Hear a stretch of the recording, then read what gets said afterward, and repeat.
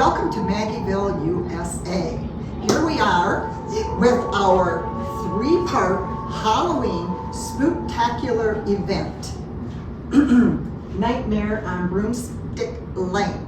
We are in season 1, this is episode 9, and it is going to be 3 parts. So there's part 1, part 2, and part 3. We're starting out with part 1, the decorating portion. Part 2 is in the kitchen preparing for a buffet style dinner party.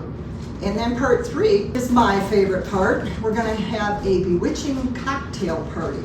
So if I were you, I'd watch all 3 episodes. We are not going to be focusing on recipes in this 3-part series. We're focusing on tips and tricks to help make your holiday celebration a success. We've got all kinds of tips in part 2 coming up.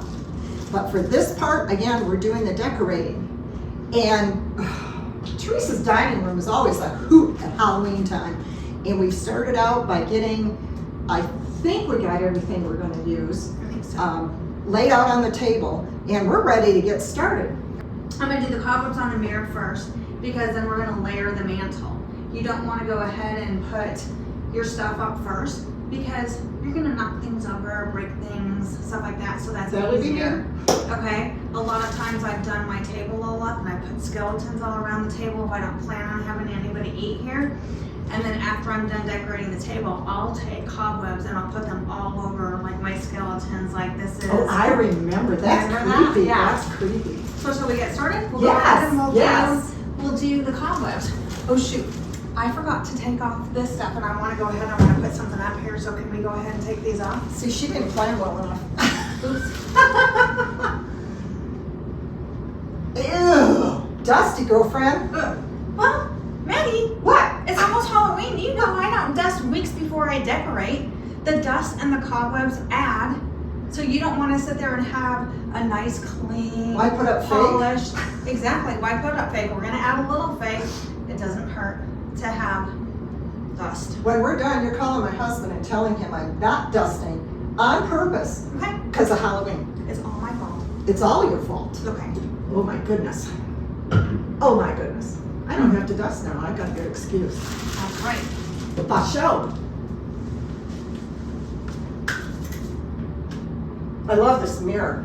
It Thank really you. adds to the character of the holiday. So you want to help me, and then you're gonna go ahead and. I've never used this stuff. Just I know. pull and stretch, Mhm. and then do what? And then you're gonna go over here, go up and over it. And it Okay. depends on how thick you want your cobwebs. Woo! And then you're just gonna thin. And if you don't want to cut it or anything like that, you can tuck. I don't your think we should cobwebs cut in. it because then you can reuse it, right? Right. Okay. Oh, this Oh my is goodness. cool. And then we'll just tuck underneath, I need to get and me you some of won't this. be able to see that. And then we'll put our spiders up on here and everything like that. So it's all Ooh. about getting out the layering. So we're gonna do that first, and then we'll do our mantle, Alrighty. the freaky fabric. So what's next? I'm so excited. Oh, you got the freaky fabric. This one here? Yep. Look at you hogging it. I'm ready. Well, we're not going to be ready for this party if you don't. Okay, I'm sorry. She keeps me focused. On your toes. Drift. Squirrel. Somebody's got to keep me in line. Right? Okay. You know, sometimes when you ask people for help, they're really not helpful. Where's this going? This is going here. Like this? Uh-huh. Oh, We're going to put that here. it's got holes in it. Well, it's freaky fabric. Do you have mice? Halloween. You need something to temporarily hold that. It's falling, it's falling.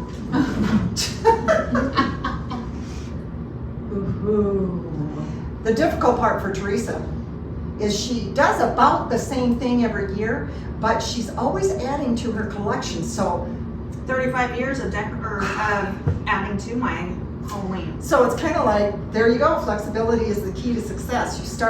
You have a starting point, and then you have to be flexible if you're adding to your decorations. Huh. So we're going to keep going. Favorites. Ooh, I like that. Oh, and I don't remember that. I got this from Grandin Road. So Halloween Haven is their Halloween, I guess, their shop. And so I get a lot of my stuff from Spirits Halloween, Grandin Road, even Walgreens. I've picked up a lot of cool things like the candlesticks and all that kind of thing. So I think her favorite place is Spirits. that I can actually go to. My favorite is Grandin Road. Oh, really? And so CB got a little cool lightning thing. So fun. Oh, I love that. And if you don't want the noise, you can turn it down. But yeah. It's really creepy at night. So we're gonna sign off for the moment as we finish this up, and then we'll come back when it's done and we'll go through it and let you know what we did. And we are back. We have finished the decorating for the dinner party. And let me give you a little tour. The headless couple has joined us. And it looks like our first guests got here and we didn't realize it. They must have been really hungry. So we have them. It's all about atmosphere and setting the mood. So we've got the table set, and less is more. Remember that, people, less is more. You can over-decorate. We want to have room so that people are free to socialize without looking around big table decorations. The mood, we have a fireplace going. We have a sound effect machine. Pretty awesome. Pretty awesome. So we are ready for our company and for our dinner. Again, potluck style, so that folks can go in the kitchen. We'll actually have the plates in the kitchen, but so that they can fill their plates and come and sit down and everything is all set and ready to go. So now we're going to explain what we did.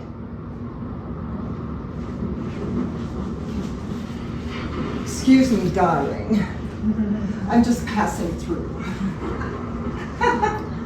Okay, so like I said, it's all about layering. So we started with the cobwebs, obviously, and put the little spiders on. And then we started with our mantle, the mantle scarf. And then we did the lights and the little garlands. And then we added, here what we added. Then we went and we did the table over here. Added a few things, and sometimes I do a lot more, but we wanted to make it a little bit more simple. I think the best thing that you can do for the spook factor is cobwebs and lights, some freaky fabric, and maybe a few little skeletons or something like that. The dinner table, sometimes I've had it where there has already been skeletons all around the table, but since we are doing a dinner party, obviously we need the chairs. I don't want to move a skeleton. That has been a pain in the butt because we've done that before, where we've got all the skeletons here, and then we're like, oh man, we need to hurry up, and then we need to take them all off, or people don't want to sit down then. So we opted out of no skeletons at the table, obviously, this time around. And I went, this is actually really sparse compared to what I usually do. I usually do it's usually really big and a lot of stuff. Because you don't use your dining room table every day, so. Exactly, but I liked this actually a lot. I like it more, it's cleaner and everything, so yeah. They say less is more. Yeah, less is more. So it was super easy, super fast, and we went with, always go with the theme. And so our theme, obviously, this year was skeletons. So, yeah. Also, candles. It always sets a really nice mood to have candles, and the safest thing is the battery operated candles like these puppies. And Theresa has a nice deep mantle, so she's able to use some real votive candles. In my house I can't do that. I have a really small mantle, and I'm always afraid that real candles are going to singe the wall, so you have to be really careful about that. I invest in a lot of artificial candles. And I will admit, these are supposed to have candles in them. Theresa asked me to pick some up, but it didn't get put on my list. That's why lists are so important. Lists are critical. If you're doing anything of any size, or you're coordinating with another person. Like, I didn't need any candles, so I wasn't thinking of it.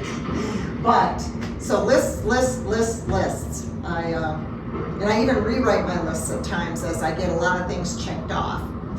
Also, you can also make it creepier. Yep. Where's your mouse?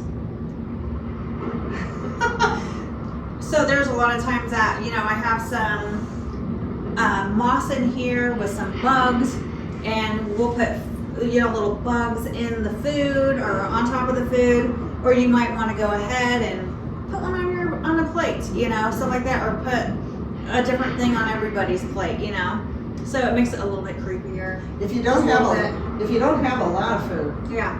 seriously, or a lot of people, you can put the food on the table, and then people just sit down to the tablescape, and it's hysterical to sit down and have a mouse or a spider or something on your plate, because it'll just catch you for a moment. You think, oh my gosh, Yeah.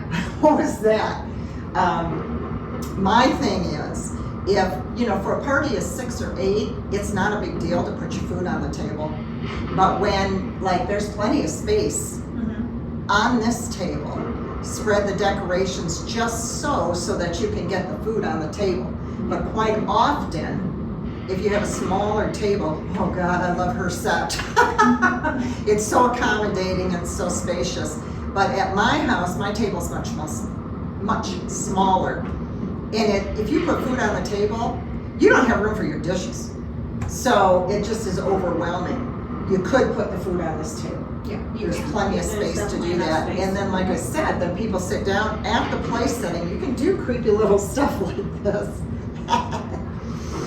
And add to the festivities. That makes it fun. Yeah. So that wraps this up. We're going to go do part 2, which is the kitchen with the buffet food with the tips and tricks. And then after that, of course, will be the part I'm looking forward to is the bewitching cocktail party. Join us. Don't miss a single part.